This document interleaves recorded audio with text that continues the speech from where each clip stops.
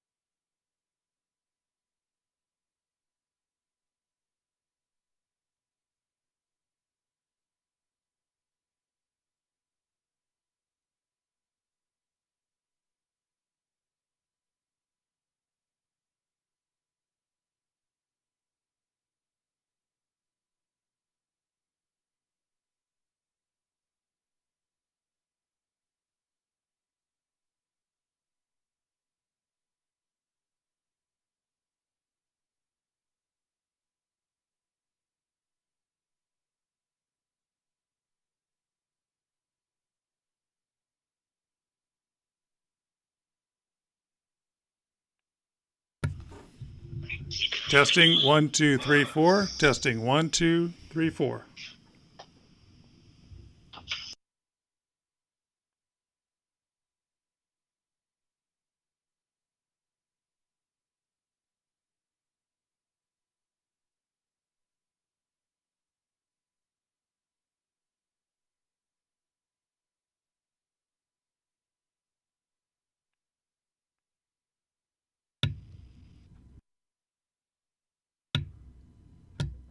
There we go.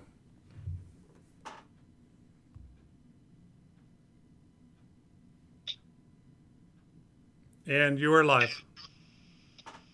There we go.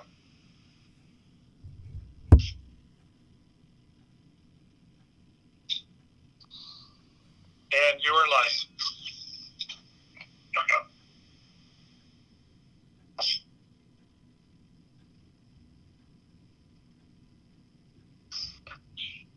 Am I the only one on the phone now?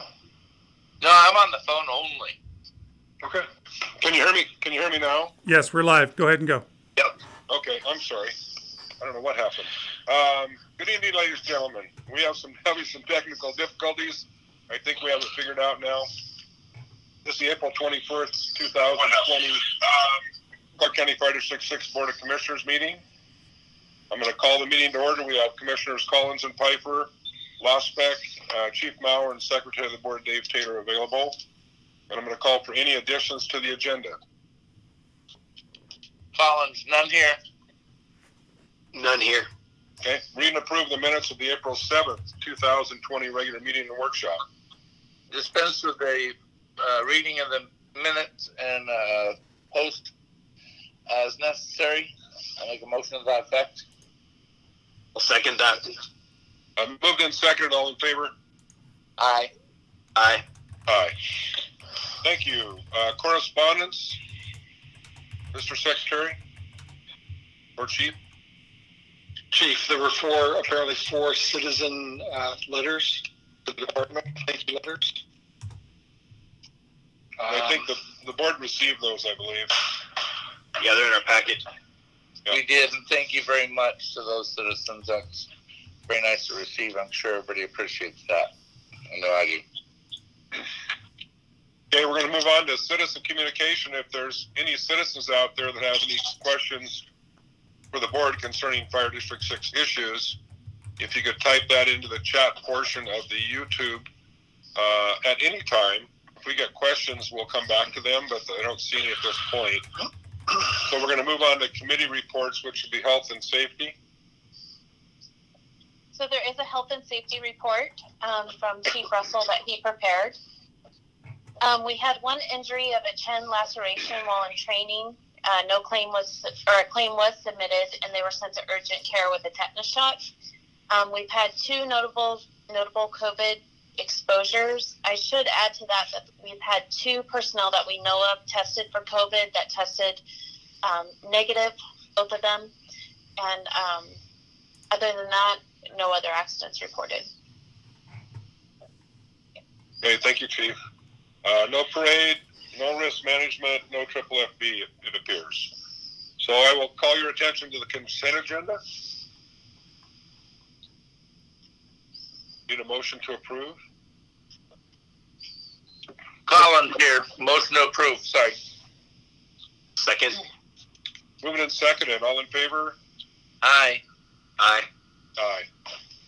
Moving on to Chief's report, March 2020, Station 151 response report. So for Fire District 6, we had 8 fire calls, 0 responses, 1 medical response out of 25. That's not surprising because at the beginning of March, we shut down volunteer response out of 151 due to the COVID-19 epidemic. CCF&R had 0 responses out of 5 for fire, 1 out of 7 for medical. For a total for District 6 was 3% response, and CCF&R was 8% response. But again, most of that was due to the COVID-19 pandemic.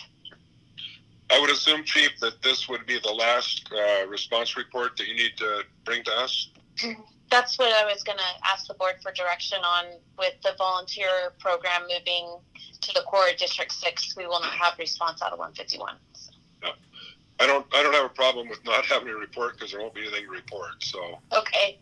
unless one of the other board members wants it. No, not necessarily, but if there's something of interest because we're not getting it, and I just can't see where that would be because it's all mirrored from Station 63 anyway. Yeah. Okay. I will only report items of interest. Thank you. Okay, moving on, Chief, to the overtime summary report. So the overtime summary report for March, we totaled a total of $74,129.93 for overtime. The majority of that was shift replacement called in overtime, followed by the BC callback. And we're tracking about where we normally track. Any questions? None here. None here. Budget performance report. So in your board packet, it says that it's Dropbox number 7. I didn't include the budget performance report, and the reason being is staff is trying to track from the county treasurer what we can anticipate that we will collect. With the county treasurer deferring payment till July, we've wanted to track with the treasurer what we can anticipate collecting.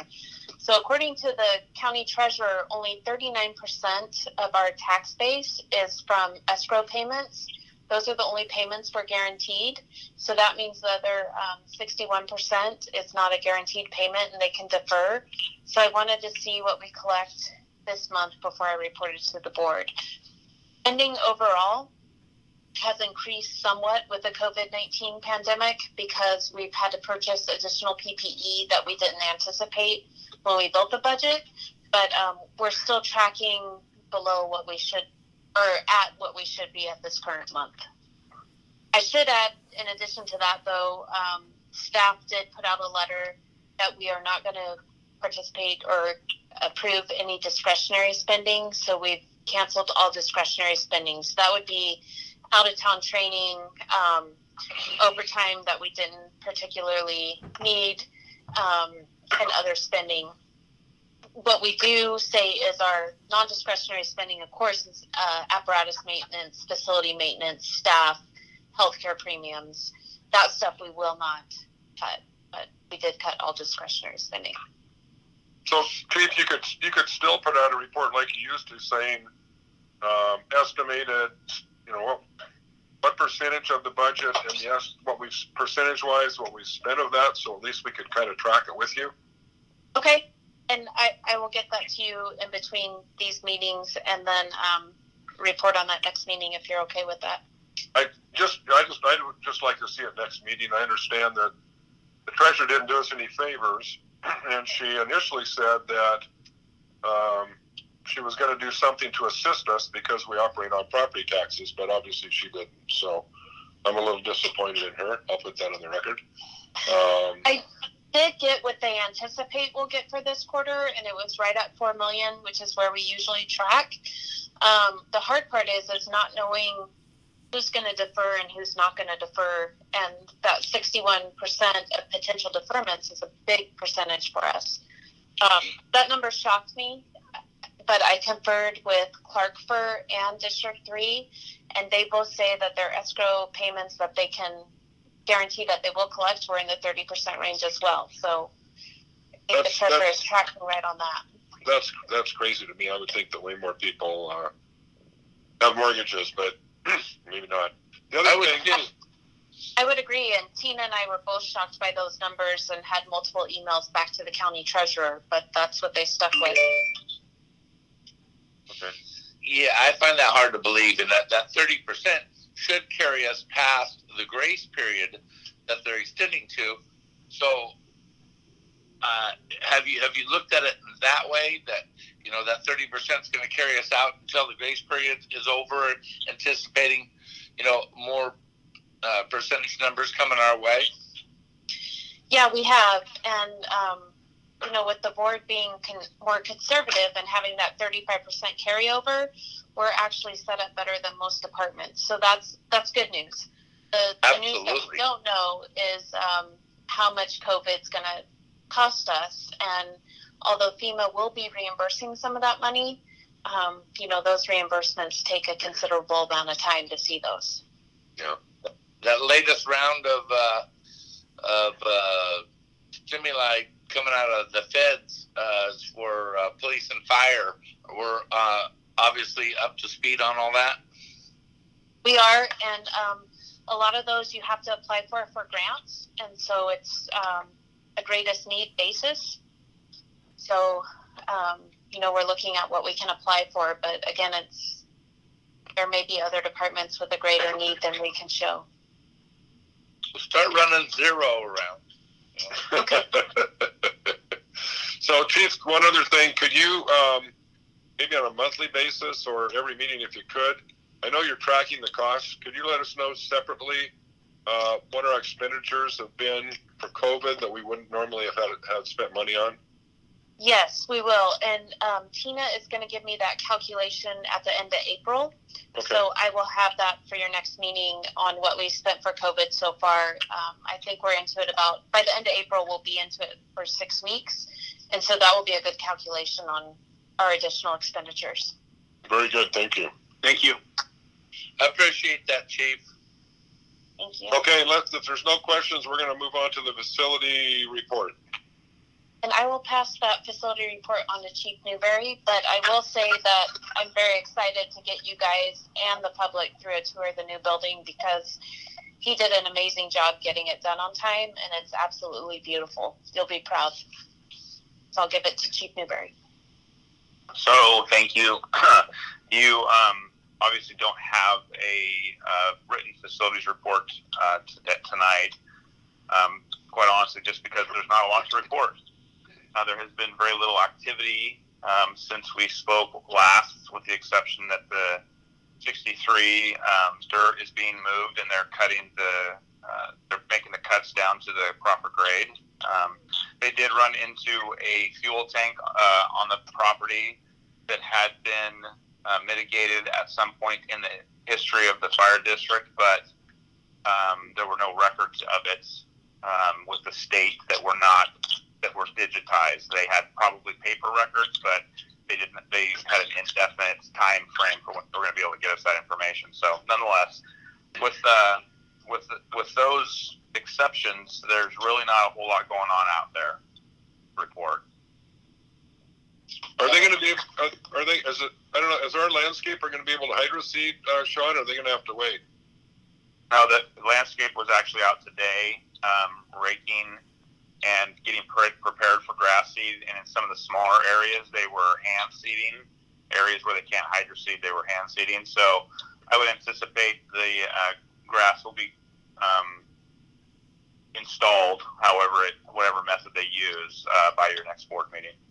Okay, I was just curious if they got to participate, since we were an essential service, if they got to do that. My second question for you, Sean, because I don't know what the contract says, but the landscaper, did we put in there that they're required to do maintenance on the landscaping for a certain period of time after they're complete? So I don't recall seeing that in our contract. That I will have to review the contract to tell you that for sure. Typically, too acceptable a stand of grass with mowing it twice, which is an acceptable stand of grass. The terminology that I recall was established stand of grass, but I don't recall anything further than that. But I can certainly look into that and make sure that the chief knows that for your next board meeting. Okay, my other, not concern, but my other comment is going to be, we're going to have tens of thousands of dollars invested in that landscape, and it looks really nice. I think maybe we should consider hiring a professional landscape maintenance company to do the maintenance on that station. And I'm not making a motion or anything. I'm just looking for comments from the chiefs or the other board members concerning that. Well, from my perspective, I don't disagree with you completely. One of the biggest time sucks of our part-time people are yards. And it may be time that we look at professional service. However, it may also be poor timing with our potential revenue shortcomings that we're looking at to do that. And but that is something that staff has talked about for the last couple of months, for maybe even the main station. But right now that's on hold. But I understand that that's something that both staff and now the board is interested in pursuing. Yeah, when their time becomes more precious, that may be something to look at. But right now, I don't think it's good PR. Okay. Well, there's going to be some weeds to pull too. So just so you Yeah, there will. There's a lot of work to be done out there on a weekly basis. So we still have the gentleman that does our exterior maintenance right now is still with us, just not our hydrant guy. Is that true? So yeah, we have Pat still with us, and he has been off for the last couple of weeks as we have not had. We've only brought essential personnel in, but he started back today. Okay. And so we're evaluating on a week-by-week basis. But he was happy to mow the lawns today. But I will say that the crews stepped into the gap and filled that gap for us, and they've mowed the lawns for the last couple of weeks and aerated and weed whacked and edged, and they've done a great job. So I was going to say Station 2 is looking really good again. I appreciate that when I drive by there. Okay, well, we'll keep that in the back of our minds. Hopefully you can talk to Pat and go out there and take a look at it, Sean, or whatever you think, and see if that's something that, we can handle, and then let us know if you would, sir. All right. Okay, any other questions one other question. Next meeting, are you going to have are you going to let us know how far over budget we are on those two stations? I will update your change order list. The pay application was submitted today. I think it was a draft.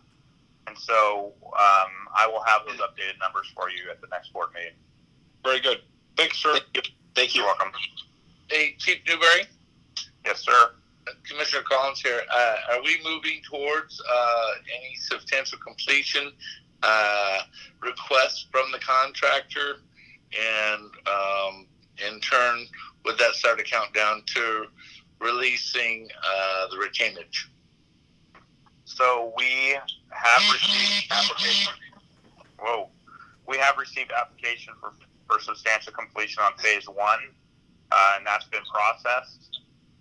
So yeah, we are now into the warranty period, and also triggers that retainage release for the contract. But yeah, for phase 1, we are in that period. You're okay with all that? Yep. Yeah, the punch list has been fulfilled. We basically are not letting them into the building much at all right now, unless there's just something critical that comes up. They've just moved on to phase 2, so it's a natural progression of the project. Okay. I just didn't know if there's a 45-day countdown to release that retainage. I'm sure it's quite substantial. Yeah, I believe the retainage is quite a lot longer than 45 days, and I don't know what it does off the top of my head, but I think it stretches through the warranty period. So, Okay, well, double check on that because the clock usually starts ticking when you accept substantial completion. yep. Today, the county was in to do their final walkthrough. I haven't received a report on that yet, but that's forthcoming also. Okay. Anything else for Chief Newberry? No, thank you for the update. You're welcome. Thank you, Chief. If not, we're moving on to old business, volunteer program clarification. Chief Maurer. So I just wanted to clarify, at our volunteer board workshop, I stated that the current volunteers would probably not be able to maintain their EMT certification. After meetings with Captain Simica, he said if they could commit to doing target solutions as well as attending some skill stations that were required with the shifts, that they could maintain their certification, and he would be willing to assist with that. So that's good news, because that was a big hang-up point for a lot of the volunteers, as they wanted to stay affiliated. However, I should say that moving forward after the December 31st, 2020 date, we would not take on any more EMTs and affiliate them. But our current volunteer cadre could keep that affiliation. That's fine. I do appreciate that. I think that's important to them. And just so the other board members know, I do appreciate Chief Maurer reaching out to each of our volunteers individually and talking to them and thanking them and letting them know we would like them to continue with the district. And I thought that was a very nice touch by our chief, and I do appreciate it. Yeah, that was very well done. Thank you. A personal touch and the right thing to do. It's about what I'd expect out of our chief. Thank you. Thank you. Any other old business? New business, open house. So with the open house, of course, it's always scheduled the first weekend in June, and we don't know what's happening with COVID-19. PIO Schmicky has informed me that many of our vendors that are normally at the open house have pulled out. I just would like the board to consider whether we want to reschedule it for another time or just wait till next year. Well, first of all, our governor, who spoke to our state today, didn't say anything, so that didn't help at all. So May 4th will be the next update, and then it'll be a gradual phase-in. I can't imagine any way that we're going to be allowed by the governor to have, 500,000 people in our fire station at one time. And I don't want staff to waste time planning it. And so I don't think postponing it is the thing to do. I just think we should scratch it until next year. Maybe we can do something at Station 3 with a grand opening this fall instead. That's just my feeling. I believe the Chelan conference on that same weekend is going to be canceled as per our last state meeting too. So other board members, what do you think? I would agree.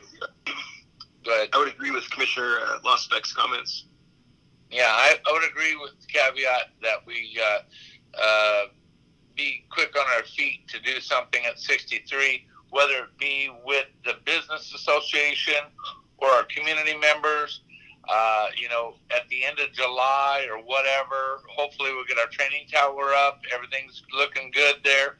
To have some kind of a shindig, and celebrate our 63 prior to our vote. I hope we can prior to the vote. It depends. Who knows? Don't even know what's going to happen in July, but I agree with you, Casey. If we can do something in July, that'd be great. We're going to have to kind of wait and see what your governor has to say. Yeah, we don't know what it's going to look like, but we could certainly throw off a shindig after a ribbon cutting or whatever it may be with the business community and some esteemed, civic leaders. Okay. So, Chief, I guess the direction of the board is go ahead and cancel this year's open house at Station 1, and if it's possible to do something at Station 3 in July, that'd be great. If we can't, then, we can push that off too. So don't spin your wheels and waste any more time on that. Okay. So Thank we're you. going to move on to the Clark County Active Threat Policy. So the active threat policy is actually a policy that just gets reevaluated and revamped as situations change. This active threat policy was developed many, many years ago, I think, following Columbine, but maybe not quite after that.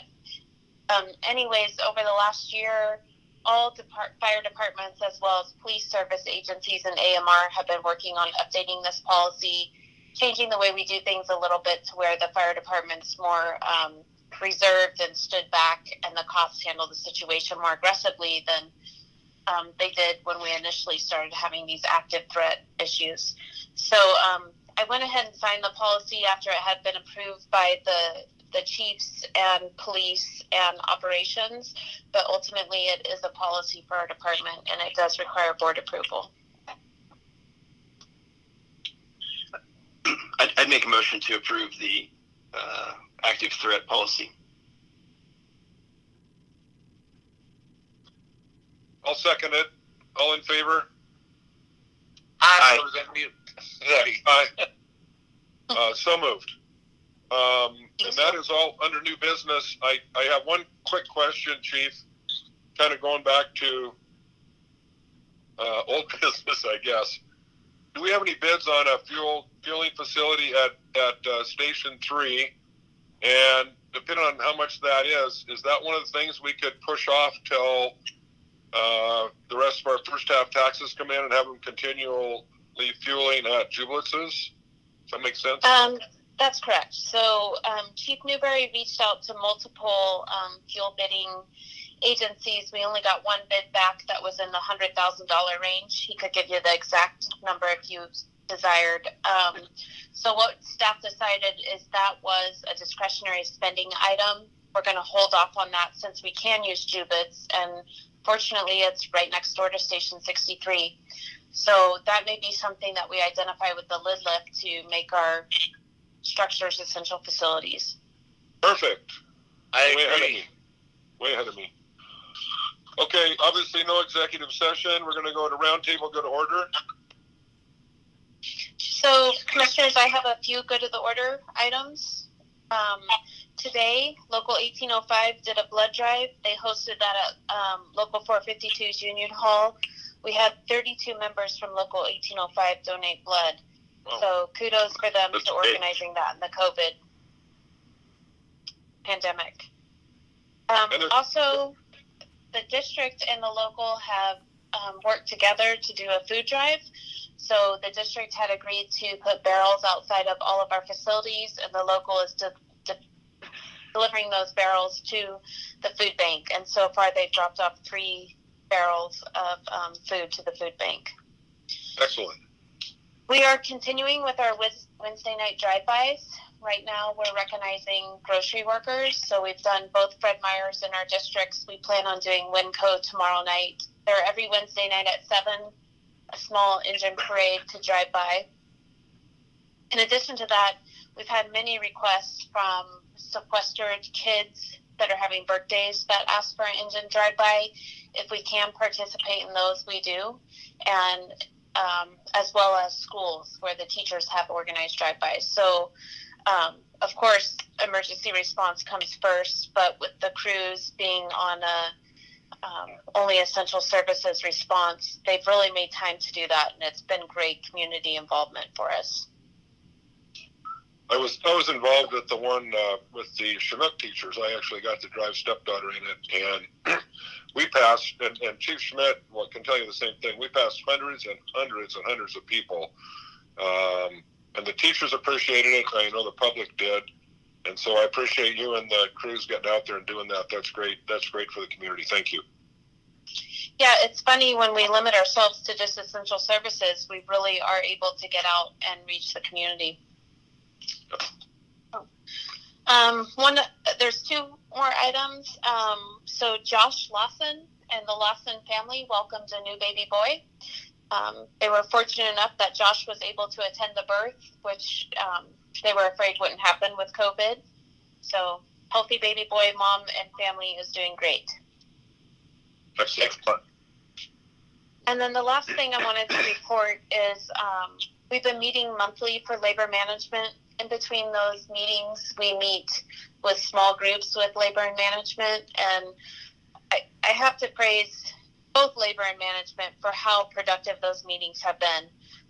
We don't always agree, but we agree to disagree. And we've been able to move forward with lots of stuff, not only in the COVID, but in general. Good, thank you. It's great. That's good to hear. That's all I had for good of the order. Okay. Other board members? None here. No additional. Okay. With that said, thank you, Chris. I was going to call a false alarm in, so you'd have to leave, but I decided not to. So. Well, thank you. Anyway, we need to authorize April issuance of payroll warrants, authorize April payroll direct deposit, authorize April deposit of federal and FICA, authorize pre-authorization invoice transmittals, and authorize payment of current bills. I need a motion, please. So moved. Second. Moved and seconded. All in favor? Aye. Aye. Aye. And Chief, before I adjourn, I believe that Tina's usually there on Wednesdays from like 9 to noon for us to go by still. I will text you and confirm that in the morning. We have Okay. 3 non-essential personnel coming in tomorrow for training, so she was maybe going to stay out of the office so we're not overloaded. But I will text and confirm.